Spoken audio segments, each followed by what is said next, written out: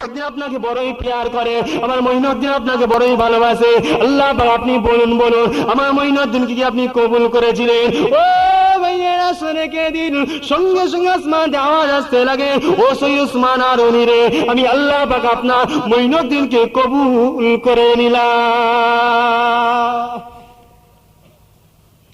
ও ভাইয়েরা শুনে কে দিন ওনার পীর সাথে করে নিয়ে চলে গেলেন। আল্লাহ নবী রওজা শরীফে দিয়ে রওনা দিলেন।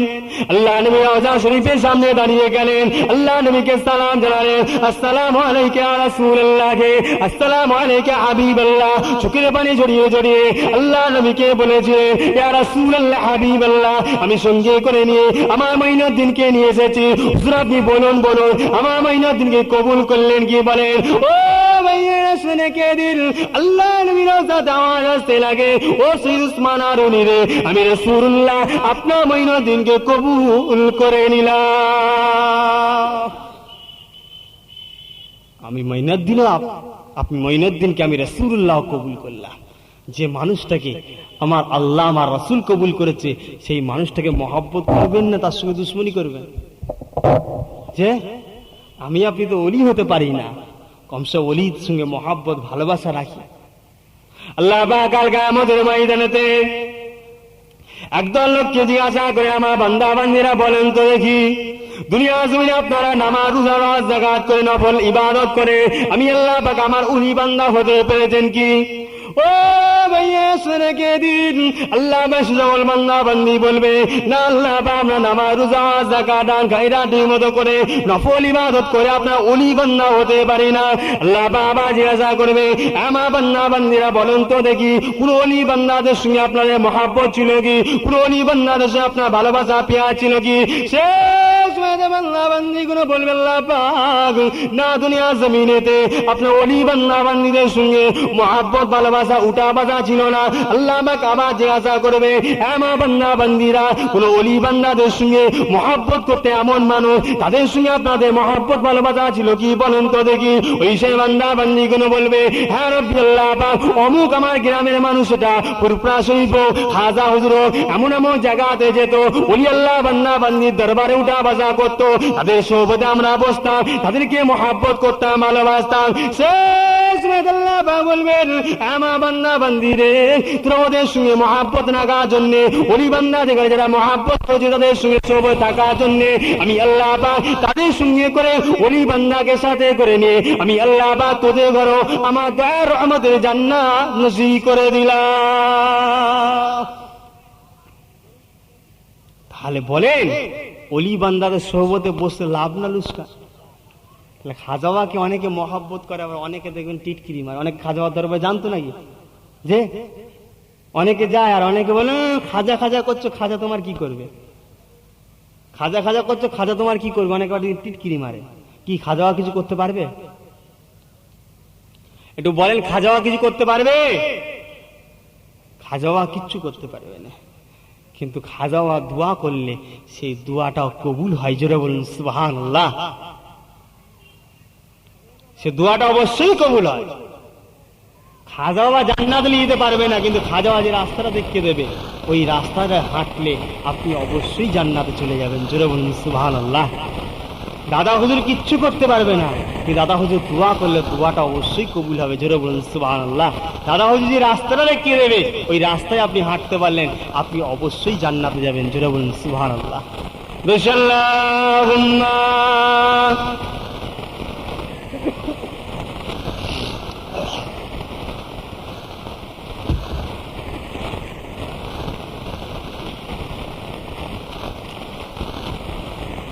আল্লাহুম্মা সাল্লি আলা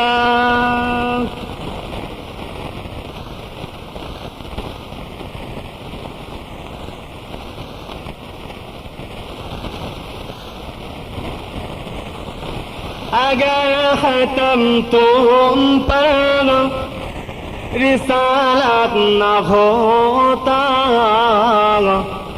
सारे पोस्त मोहरे नबूवत न होता, मुझे हर नबी पर फजीलत खत्म तुम पर रिसालत न होता, अगर देख लेता जुलेखा चेहरा तो यूसुफ के साथ मोहब्बत न होता। अल्लाहुम्मा सल्ली अला।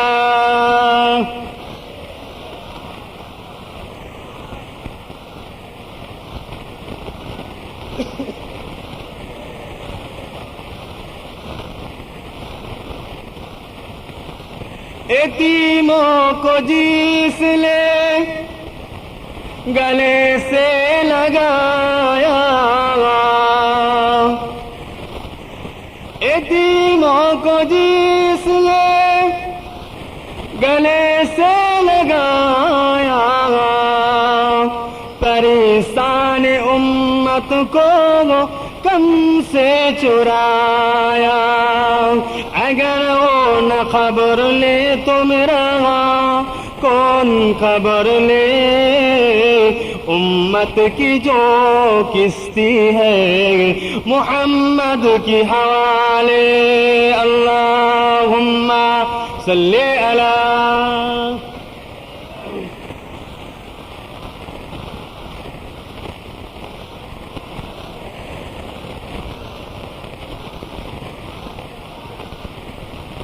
प्यारे हाजिरान मजलिस, ভাইজান আমি আর দু চার কথা বলবো না ছেড়ে দেবো?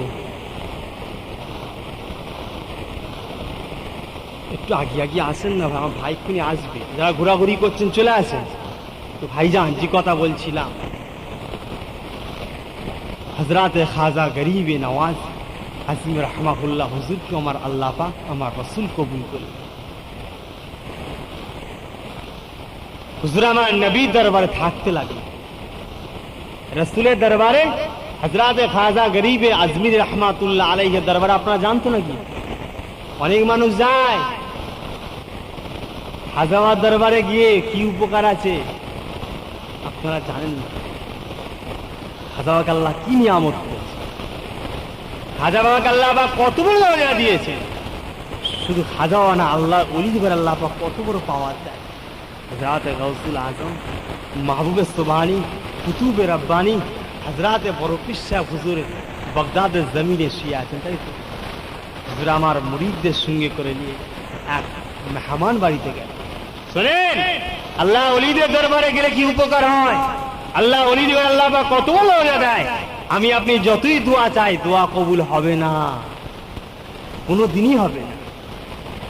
আপনি নামাজ পড়েছেন ফজরের, ঠিকই আছে, সকালবেলা উঠে যে পরে আল কেটেছিলেন, আপনি করেন না, আপনার পাড়ার থেকেও করে, সেও নামাজি। আপনি নামাজ পড়েছেন ঠিকই কথা, আপনার ছেলে ঘরে টিভি তুলেছে, আপনি তার প্রতিবাদ করেন না, বলেছেন ওটাকে বলা বলে না, শরিয়াতের হুকুম যে শরিয়াত না মানে ছেলেকে ঘর থেকে বার করে, অত সহজ নয়। তাহলে আপনার দোয়া কবুল হবে?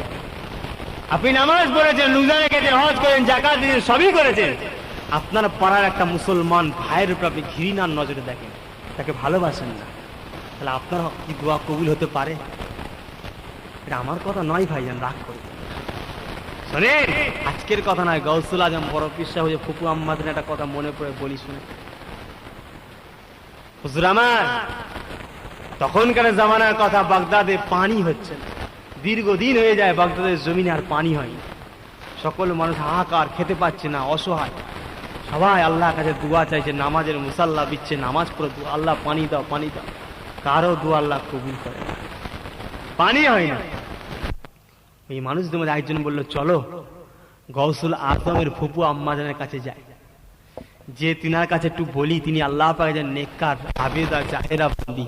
আমার মা বোনের এই মাইকের আওয়াজে শোনেন, শোনেন, শুনে শিক্ষা লাগে যে আপনারাও মেয়ে। আর গাউসুল আজমের ফুপু আম্মাজান তিনি একজন মহিলা ছিলেন, আর রাবিয়া বসরি হুজুরও তিনি একজন মহিলা ছিলেন। রাত হাসান বসরি হুজুরের সঙ্গে একদিন দেখা হয়ে গেছে রাবিয়া বসরি হুজুরের সঙ্গে, দেখে বলছে, রাবিয়া তুমি তো আমার মুরিদ হও, মুরিদনি হও, তোমাকে আল্লাহ পাক কি দরজা দিয়েছে দেখাও তো, কারামতি কিছু। পীর মুরিদের কথা হচ্ছে, শোনেন। রাত হাসান বসরি রাবিয়া বসরি হুজুরের পীর ছিলেন, দেখাও। মুরিদ বলছে হুজুর বেয়াদবি নেবেন না, আপনি আমার পীর হন, আগে আপনি দেখান তারপর আমি দেখান। হযরত হাসান বসরি হুজুর কথাটা শোনার সঙ্গে সঙ্গে হুজুর আমার নামাজের মুসাল্লাখানা পানিতে বিছিয়ে দিলেন। নামাজের মুসাল্লাখানা পানিতে বিছিয়ে দিয়ে নামাজের মুসাল্লাকে হুকুম করলো, এই নামাজের মুসাল্লা পানির উপরে ভেসে থাক। আর পানিকে হুকুম করলে পানি আমার জন্য শক্ত হয়ে যায়। কিতাবের মধ্যে লেখা পানিটা স্থলে শক্ত মতো হয়ে গেল। ওই নামাজের মুসাল্লাখানা বিছিয়ে দিয়ে হযরত হাসান বসরি হুজুর নামাজের মুসাল্লাকে হুকুম করলো, নামাজের মুসাল্লা আমি হাসান বসরি আল্লাহ দূরে কাজ শুকরিয়া নামাজ পড়বো। বেশ কিছুটা আগিয়ে চলে আসতে আসতে নামাজের পানিটা পায়ের মতো হাঁটতে হাঁটতে হাঁটতে হাঁটতে বেশ কিছু দূর আগিয়ে আগিয়ে চলে যায়। যেমন সুবহানাল্লাহ। ও ভাইয়া শুনে কে দিন হযরত হাসান বসরি কিতাবের মধ্যে লেখা আছে ওই পানির উপরে শূন্য দাঁড়িয়ে দাঁড়িয়ে আল্লাহ পাকের দূরে কাজ শুকরিয়া নামাজ আদায় করেছিলেন। ও ভাইয়া শুনে কে দিন আম্মা হযরত রাবিয়া বসরি হুজুর মা দাঁড়িয়ে দাঁড়িয়ে দেখতে লাগলেন। তিনি পীরের কারামতিটা থেকে আম্মা জান চিন্তা করতে লেগেছে, আমি রাবিয়া বসরি কি করব? আল্লাহ পাক আমার পীর তো পানির উপরে দাঁড়িয়ে দাঁড়িয়ে নামাজ কানা আদায় করে নিল, আমি রাবিয়া বসরি কি করব? আম্মা জান ইদিগুলি তাকাতে লেগেছে। তাকাতে তাকাতে আম্মা জান বলেছিলেন, আল্লাহ পাকের হাওয়া বাতাস রে, আমি রাবিয়া বসরি তোর উপরে শূন্য দাঁড়িয়ে দাঁড়িয়ে দূরে কাজ নামাজ আদায় করতে চাই, তুই আমাকে তুলে নে। কিতাবের মধ্যে লেখা আছে আম্মা জান শূন্য দাঁড়িয়ে দাঁড়িয়ে আল্লাহ পাকের দূরে কাজ শুকরিয়া আদায় নামাজ পড়েছিলেন। কি আমাদের রাবিয়া গুলো পারবে তো? পারবে না? কেন বলেন তো? 1 মাস রোজা রেখেছে, খুব কষ্ট। 1 মাস রোজা রেখেছে, খুব কষ্ট। রোজার পরে কিসের দিন আছে? খুশির দিন, ঈদের দিন, তাই তো? ঈদ মানাতে হবে। খুশির দিন মানে ঈদের দিন, ঈদ বানাতে হবে। 1 মাস খুব কষ্ট করেছি, চলো স্বামীর হাতটা ধরে স্বামীর পিছনে মরতে গেলে যে আমার রাবিয়া কোথায় দাঁড়িয়ে আছে বলেন তো? বাগরের সিনেমা হলের পাশে। হাওয়ায় দাঁড়াতে পারে না, সিনেমা হলের পাশে দাঁড়িয়েছে কোন পরিবর্তন হয় না। সময় এখন আছে, ততক্ষণ পর্যন্ত তওবার দরজা বন্ধ হচ্ছে, সময় এখনো আছে। ভাইজান একটা জিনিস আলোচনা করতে করতে কোন দিকে আমি চলে গেলাম। ব্যাপারটা হচ্ছে কি না, আজকে সবকিছু রানিং অবস্থায় হয়ে গেছে। আমি এসেছি শুধু সঙ্গে সঙ্গে উঠে পড়ি, আর ভেঙে ভুঙে এসেছি।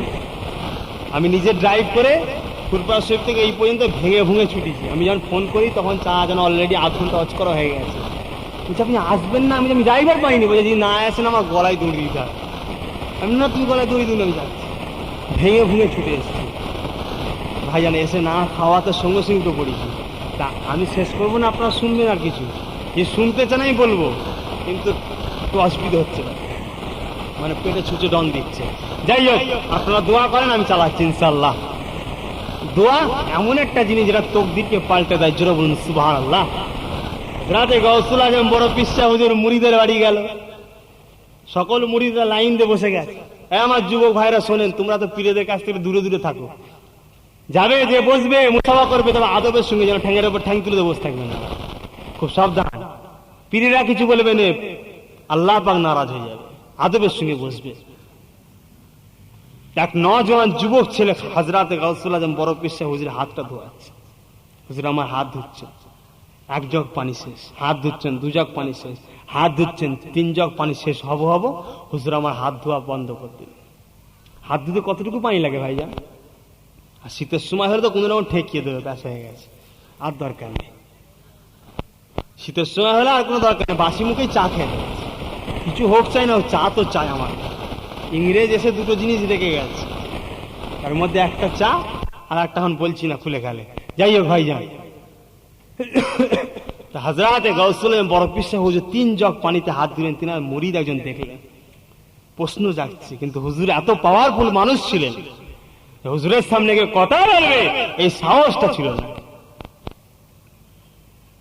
একজন মুরিদ জিজ্ঞাসা, হুজুর বেয়াদবি নেবেন না, আপনি 3 জগ পানিতে হাত দিলেন, হুজুর কারণটা কি?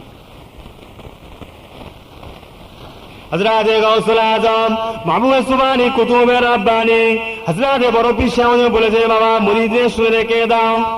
ও মুরিদ আল্লাহ পাক আমি গৌসুল আজমকে কি নিয়ামত করেছে বাবা শুনে রেখে দাও। তুমি এখন জিজ্ঞাসা করেছো বাবা আমি গৌসুল আজম না বলে থাকতে পারি না গো বাবা, শুনে রেখে দাও শুনে রেখে দাও। ওই নজওয়ান যুবক ছেলেটা, যে যুবক ছেলেটা আমি গৌসুল আজমের হাতটা ধোয়াতে লেগেছিল, ওই যুবক ছেলেটা মুখের দিকে যখন আমি গৌসুল আজম তাকাতে লাগলাম, আমি গৌসুল আজমকে দেখাতে লাগলো, আমি গৌসুল আজম দেখতে পেলাম ওর কপালেতে জাহান্নামী লেখা আছে। আমি গৌসুল আজম চিন্তা করতে লাগলাম, আল্লাহ পাকের দরবারে বলতে লাগলাম, আল্লাহ পাক যে ছেলেটা কপালেতে জাহান্নামী লেখা আছে ওই ছেলেটা আমি গৌসুল আজমের হাত দিয়েছে। ও রব্বুল আলামিন আল্লাহ